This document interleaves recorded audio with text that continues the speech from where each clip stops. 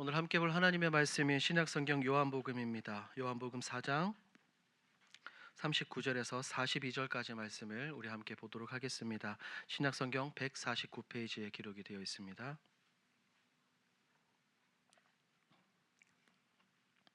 요한복음 4장 39절에서 42절까지 우리 한 절씩 교도가도록 합니다. 여자의 말이 내가 행한 모든 것을 그가 내게 말하였다 증언하므로 그 동네 중에 많은 사마리아인이 예수를 믿는지라. 예수께 와서 자기들과 함께 유하시기를 청하니 거기서 이틀을 유하시며 예수의 말씀으로 말미암아 믿는 자가 더욱 많아 말하되 이제 우리가 믿는 것은 내 말로 인함이 아니니 이는 우리가 친히 듣고 그가 참으로 세상의 구주신 줄을 알미라 하였더라.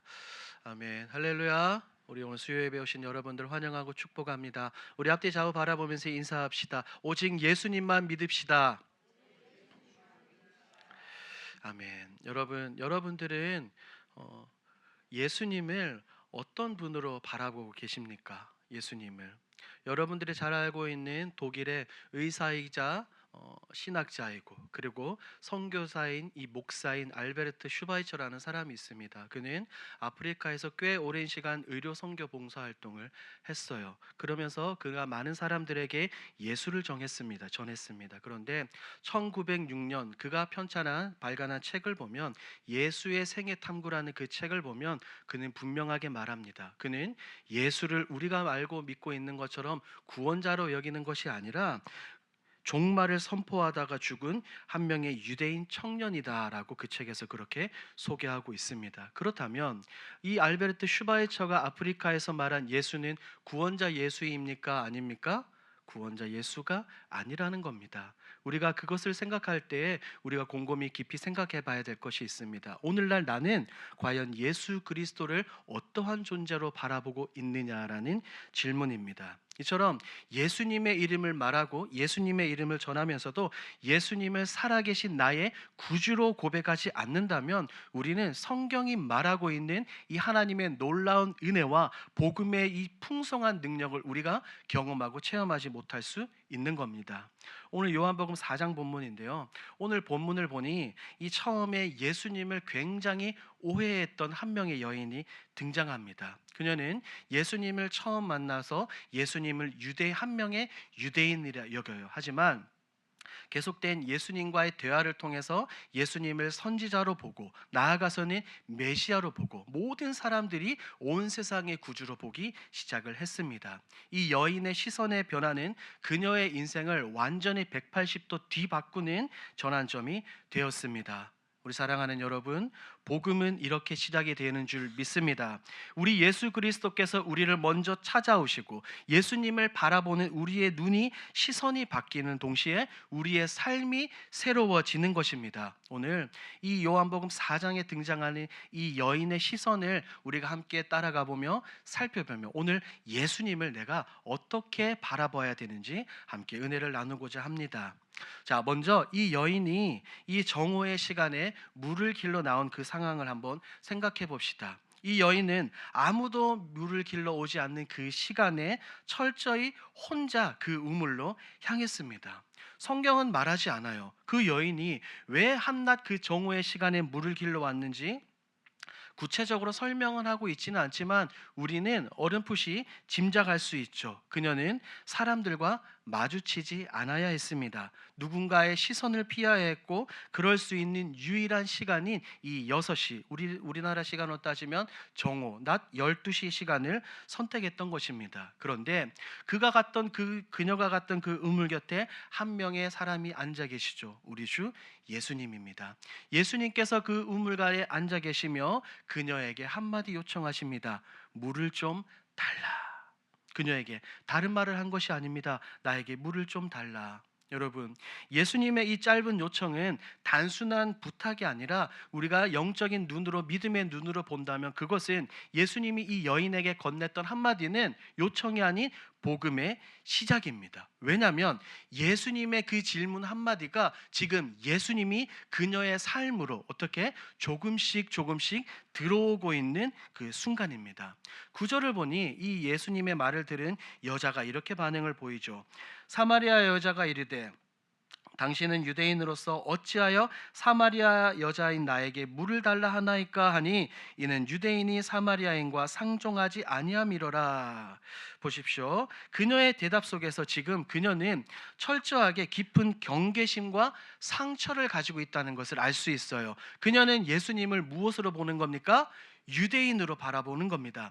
예수님이 나에게 물을 달라라고 했던 그 말보다 예수님이 누구이신지 예수님의 존재에 대해서 먼저 생각하기보다 예수님을 그냥 시각적인 눈으로 바라보는 겁니다. 예수님이 그녀에게 하셨던 말은 그녀의 그 존재감을 뒤흔드는 질문이었어요. 그래서 이 여자가 마치 굉장히 경계하면서 예수님에게 이렇게 말했던 것입니다. 이는 유대인이 사마리아인과 상종하지 아니함이로라. 그녀가 예수님께 말했던 이 의미에는, 그 대답에는 이런 의미가 있어요. 당신은 나와 상관없는 사람입니다. 당신은 나에게 말을 걸어서는 안 되는 존재입니다 라고 그녀가 우리 주님께 그렇게 대답했던 거예요.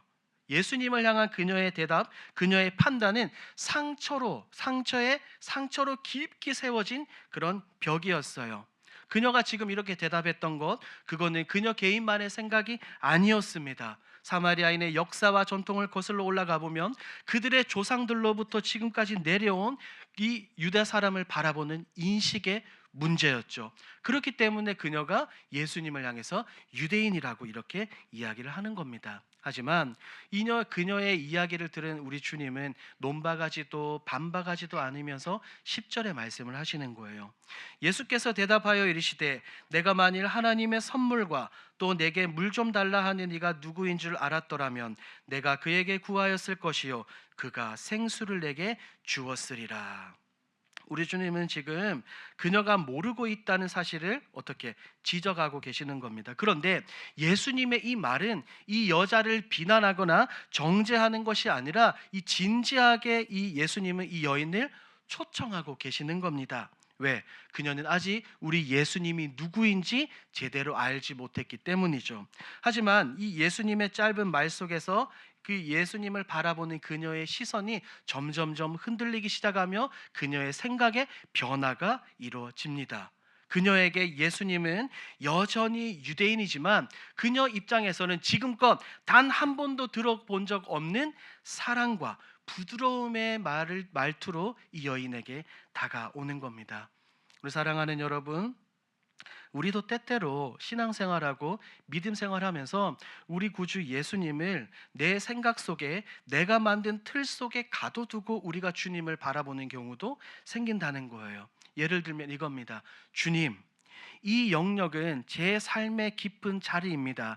여기까지 들어오시면 안 됩니다 라고 말하는 거예요. 우리 예수님, 다른 모든 것은 다 되는데 이것만은 안 됩니다. 여기까지는 절대로 건드리시면 안 됩니다 라고 하면서 우리 때로는 주님이 다가오시는데 마음의 장벽을 세워 놓을 수 있다는 겁니다. 이렇게 복음을 들으면서도, 말씀을 들으면서도 예수 그리스도를 받아들이지 못하는 문이 어쩌면 우리의 마음 한켠에 깊이 자리하고 있을 수 있는 겁니다. 우리 사랑하는 여러분, 복음은 언제나 이렇게 우리가 알지 못하는 순간과 시간에 우리가 그 너머에서 우리에게 다가오는 하나님의 놀라운 은혜인 줄 믿습니다. 우리가 아직 주님에 대해서 완전히 깨닫지 못할 때에도 주님은 이미 우리를 아시고 나를 아시고 내가 서 있는 그 자리, 나의 아픔의 그 모든 것을 감싸 안으시며 우리에게로 찾아오시는 그분이 우리 주 예수 그리스도이신 줄 믿습니다. 자, 이렇게 그녀의 시선이 예수님께로 향하기 시작을 하자, 약간 흔들리기 시작하자 주님은 더욱더 깊은 그녀의 내면의 세계로 들어가십니다. 이제 우리 예수님과 그녀의 대화는 단순한 대화가 아니라 그녀의 삶의 본질적인 문제, 그녀가 가지고 있던 아픔과 상처와 고통을 마주합니다. 그런데 우리 주님께서 이 여인에게 다가가고 접근했던 그 방식은 때로는 우리가 생각하기에 너무나 아픈 방식으로 시작이 됩니다. 우리 주님은 이 여인에게 뭐라고 말씀하셨습니까? 가서 내 남편을 불러오라고 말입니다. 여러분, 이 말은 갑자기 뜬금없이 문맥상 굉장히 낯설게 느껴질 수 있어요. 갑자기 물을 달라고 했는데 그것을 당신은 유대인인데 우리는 당신들과 상종하지 않습니다라고 말하는데 갑자기 내 남편을 불러오라. 왜 우리 주님은 갑자기 이 여인의 남편의 이야기를 꺼내시는 걸까요? 그것은 단순히 대화를 이어나가기 위한 우리 주님의 말이 아니라 그녀의 가장 깊은 삶의 현실, 누구에게도 말할 수 없는 그녀의 아픔과 고통과 슬픔 가운데로 우리 주님이 직접 찾아 들어가고 계시는 겁니다. 그러니 이 여인이 대답하죠. 저는 남편이 없습니다. 이렇게 대답을 하는 겁니다. 보십시오. 여인의 말은 사실이지만 동시에 그녀는 외면하는 겁니다. 진실을 회피하는 겁니다. 필요 이상의 설명은 예수님에게 하지 않으려고 이야기를 하는 겁니다. 우리 사랑하는 여러분, 때때로 우리가 말하는 것보다 어떤 질문을 들었을 때 대답하지 않고 침묵하는 이유가 무엇입니까? 그 말이 너무 아프기 때문이죠. 누군가에게 이렇게 묻는 겁니다. 요즘에 가정은 평안하십니까? 라고 질문하는 그 아주 일상적인 한마디가 그것을 질문을 듣는 누구에게는 말도 못하는 아픈 깊은 상처로 다가올 수가 있는 거예요. 그래서 어떻습니까? 내 가정은 평안합니다 라고 말하는 것이 아니라 그냥 빙그레 웃으며 미소를 먹으며 그냥 고개를 끄덕끄덕 하는 겁니다. 당신의 남편은, 당신의 자녀들은 괜찮습니까? 말할 때, 물을 때 대답하지 않고 이렇게 대답하는 것이죠. 왜 그렇습니까? 그 내면에는 말하지 못하는 깊은 상처와 아픔이 있기 때문입니다. 우리 사랑하는 여러분, 지금 이 요한복음 4장에 등장하는 이 여인의 짧은 한마디에도 그런 아픔이 담겨 있는 겁니다.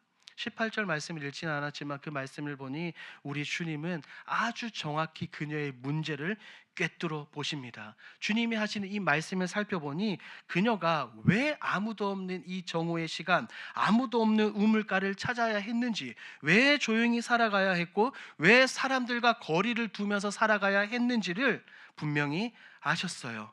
그녀가 예수님께 대답하지 않아도 우리 주님은 이미 그녀에 대해서 모든 것을 알고 계시는 것 아니겠습니까?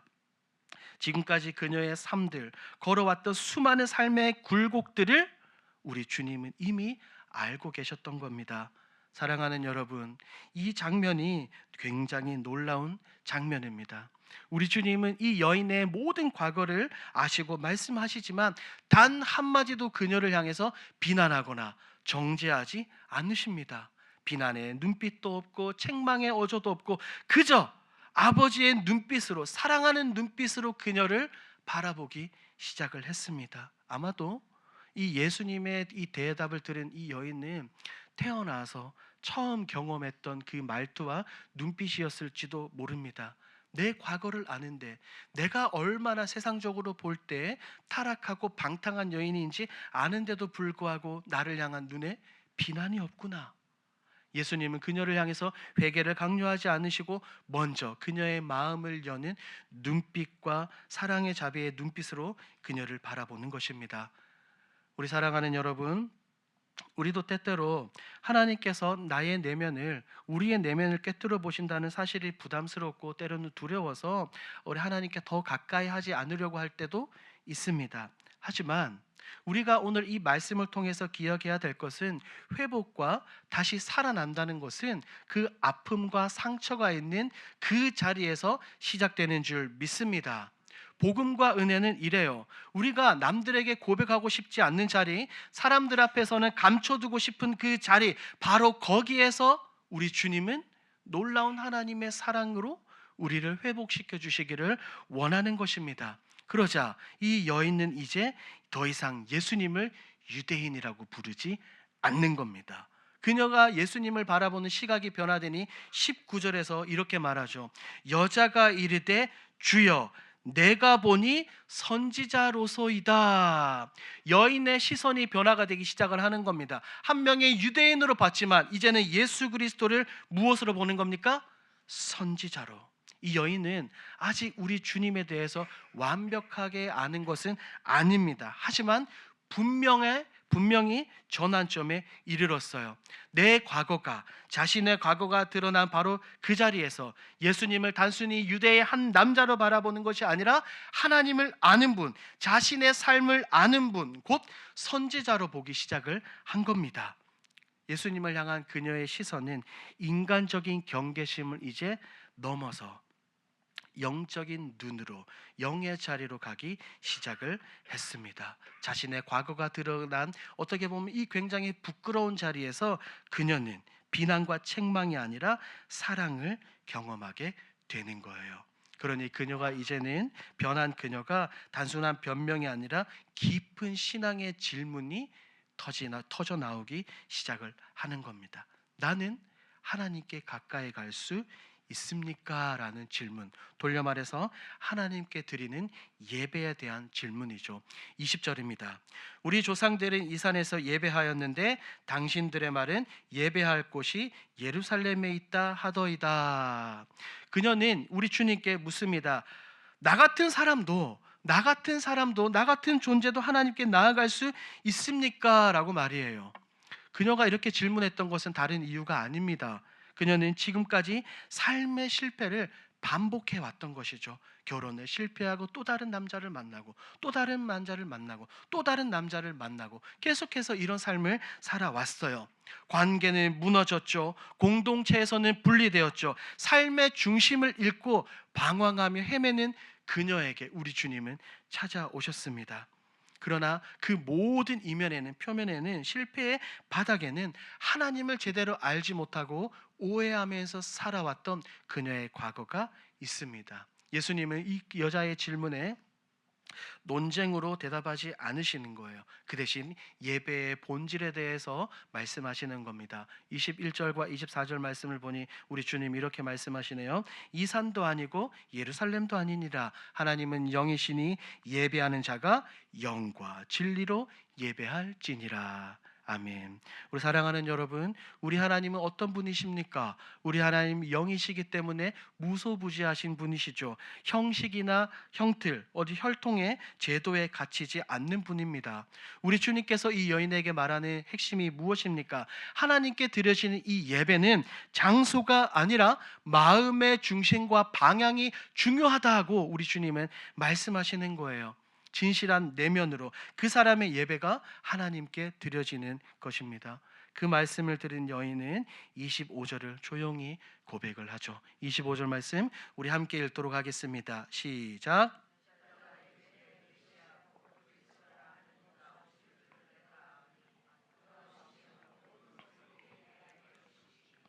자, 그녀 안에 여전히 남아있던 기다림의 신앙, 삶은 무너졌지만 마음 한자리에 남겨두었던 희망의 불씨, 그 질문을 예수님께 던지고 예수님께 대답을 듣자 이제는 깨닫게 된 겁니다. 언젠가는 그분이 오셔서 내 삶을 다시 환하게 밝혀 주실 것이다 라고 말입니다. 바로 그 순간 우리 주님은 그 여인이 가지고 있었던 그 질문 안으로, 그 여인이 남겨두었던 그 여백 안으로 깊이 들어오기 시작을 하는 겁니다.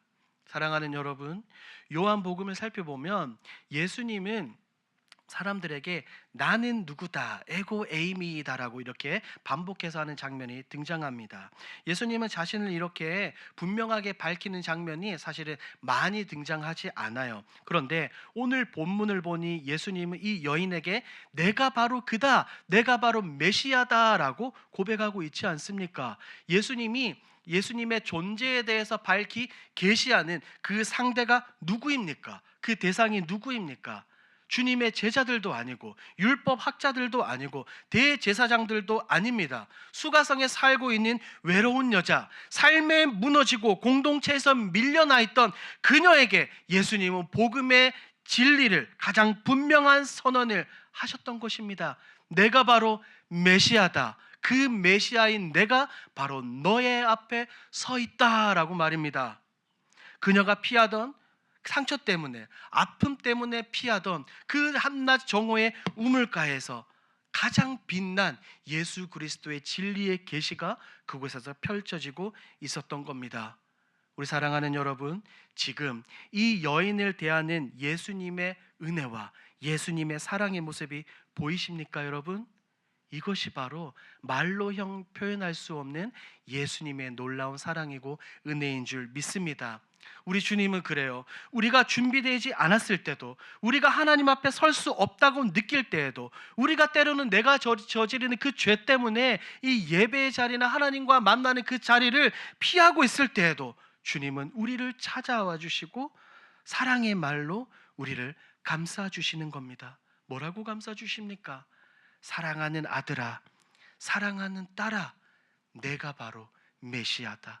나에게 와라. 두려움 없이, 아무 염려와 걱정 근심 없이 나에게 오면 된다라고 우리 주님께서 말씀하고 계시는 줄 믿습니다. 그러니 그 순간 예수님이 바로 그토록 기다려온 메시아임을 이 여인이 깨닫기 시작을 하는 겁니다. 여인은 이제 단지 머리로만 이 예수님을 메시아로 알게 된 것이 아닙니다. 그녀의 깊은 내면 속에 있는 질문, 예배의 회복, 영적 목마름의 해갈, 그리고 예수님의 자기 계시를 통해서 그녀의 영혼 깊은 곳까지 예수님의 놀라운 사랑과 은혜가 이제 스며들게 되었던 겁니다. 그리고 그 놀라운 은혜와 사랑을 깨달은 여인은 그 자리에만 머물러 있지 않습니다. 사랑하는 여러분, 우리가 하나님으로부터, 우리 주님으로부터 이 놀라운 은혜와 사랑을 날마다 깨닫고 우리가 경험하고 있지 않습니까? 그러면 그것은 나 혼자만 간직해서는 안 됩니다. 사랑은, 복음은 어떻게 해야 되는 겁니까? 계속해서 흘러나가야 되는 겁니다. 이제 그녀는, 예수님을, 메시아를 만난 그녀는 복음이 그냥 한 곳에만 머무르는 것이 아니라 복음이 흘러간다는 것을 우리에게 보여주고 있어요. 이 그녀는 물동이를 가지고 우물가로 나왔어요. 그녀에게 있어서 물동이는 무엇입니까? 오늘 하루를 살아갈 수 있는 그녀의 생존 도구였습니다. 하지만 영원한 생수 되신 우리 예수 그리스도를 만나고 나니 내 삶의 도구였던 그 물동이를 어떻게 합니까? 완전히 던져버리고 마을로 향하기 시작을 하는 겁니다. 여러분, 그녀에게 더 이상 물이 필요 없다는 말이 아닙니다.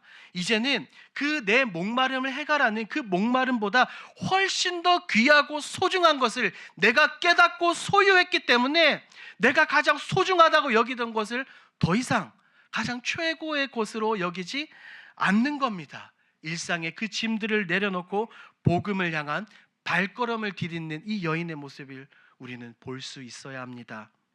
사랑하는 여러분, 우리 주님은 이 여인에게 생수를 말씀하셨어요. 단지 육체적 갈증을 해소하는 그 물이 아니라 영원히 마르지 않는 생수 말입니다.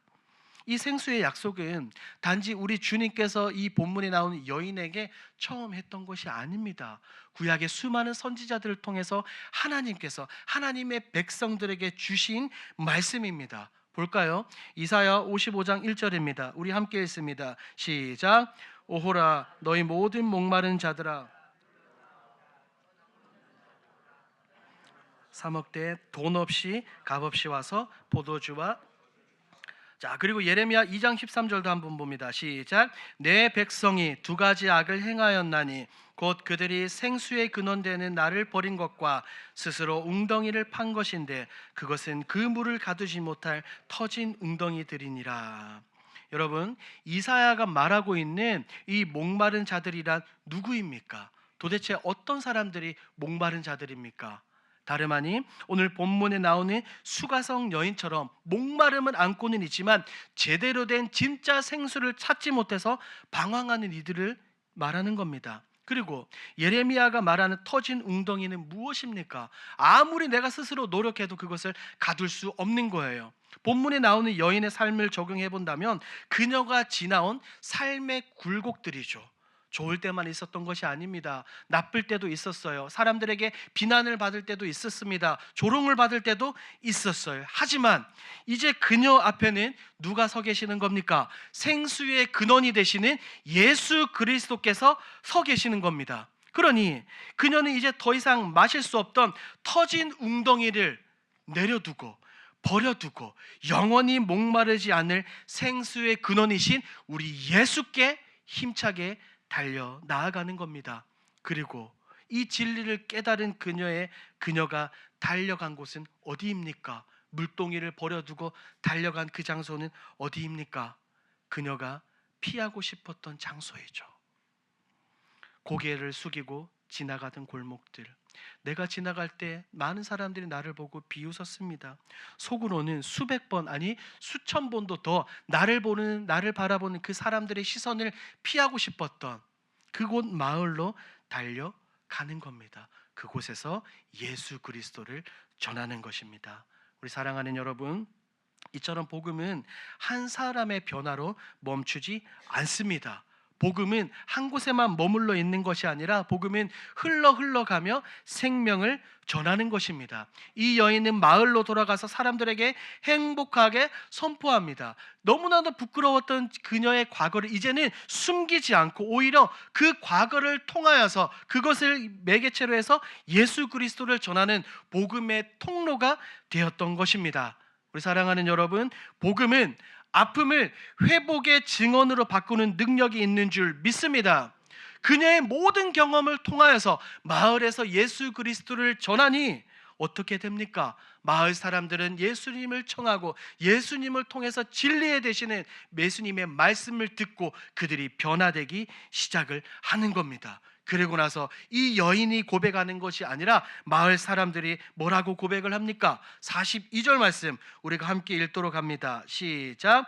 그 여자에게 말하되 이제 우리가 믿는 것은 내 말로 인함이 아니니 이는 우리가 친히 듣고 그가 참으로 세상의 구주신 줄 알미라 하였더라.